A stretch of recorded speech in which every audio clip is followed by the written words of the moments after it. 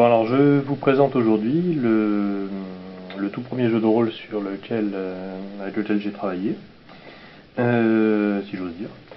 Donc il s'agit de L'Œil Noir, donc aux éditions Gallimard. Ça c'est la première édition que j'ai eue. J'ai commencé donc avec les livres dont vous êtes le héros.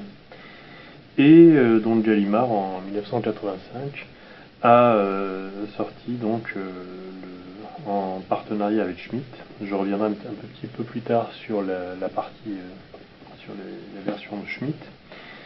Et donc voilà, nous avons le premier volume qui est l'initiation au jeu d'aventure, qui présente donc voilà, donc ça c'est la boîte de présentation, donc une belle boîte en plastique.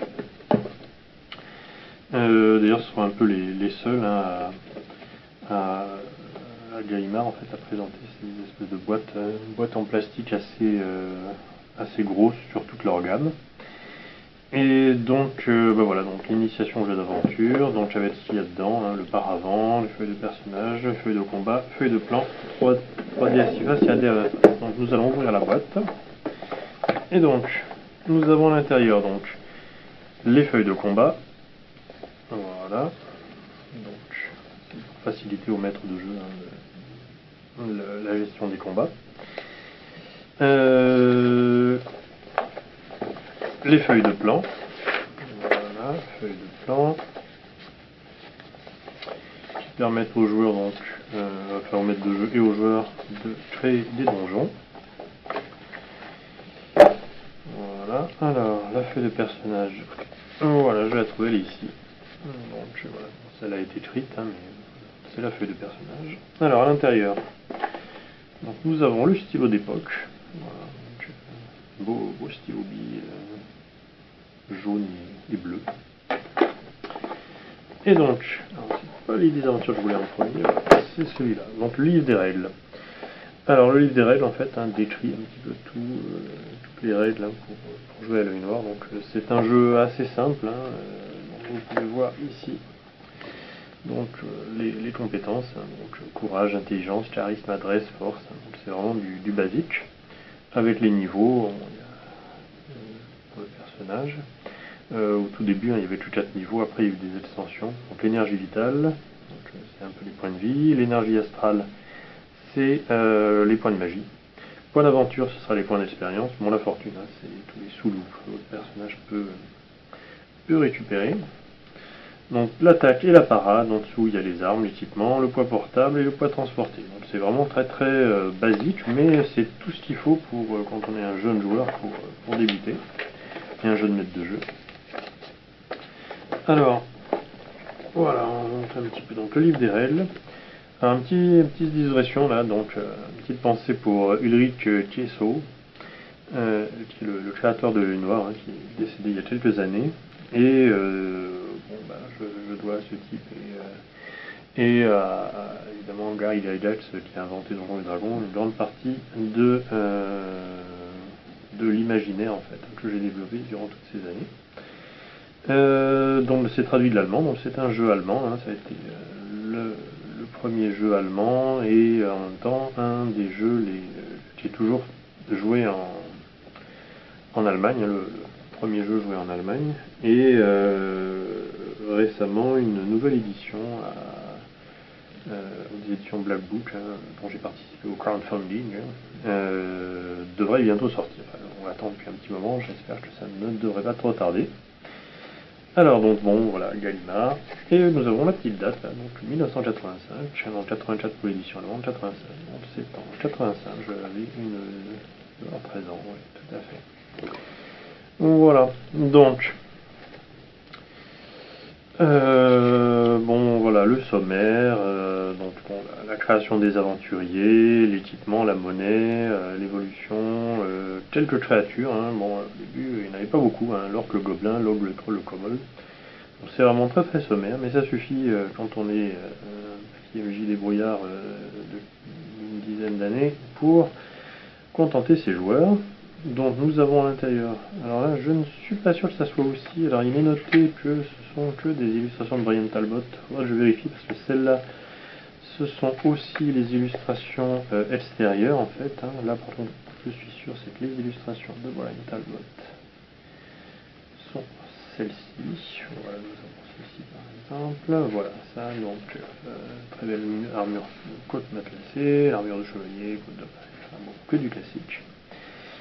Voilà, alors quelques illustrations bien sympas, hein, donc voilà, quelques scènes de combat.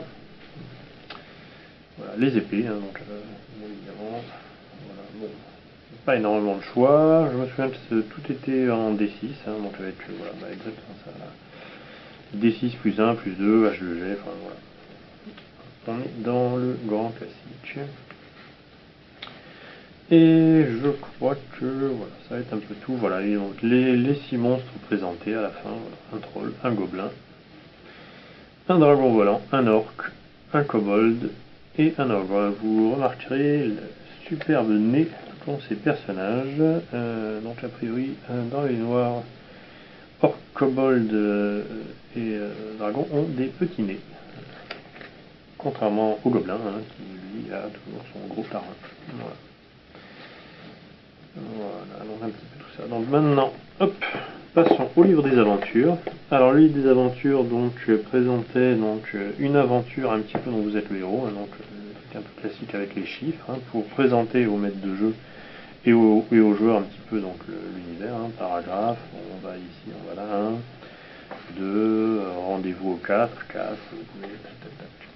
Et à la fin, une aventure, hein, que le petit jeune maître de jeu allait préparer. Donc voilà, avec les plans. Là aussi, alors, superbes illustrations de Brian Talbot.